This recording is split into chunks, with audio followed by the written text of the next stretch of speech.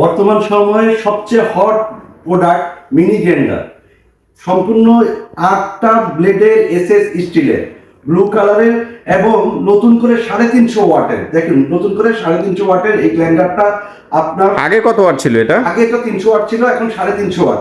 আপনি ট্রাভেলে যাবেন, বাসার মধ্যে খুব সহজে ব্যবহারযোগ্য।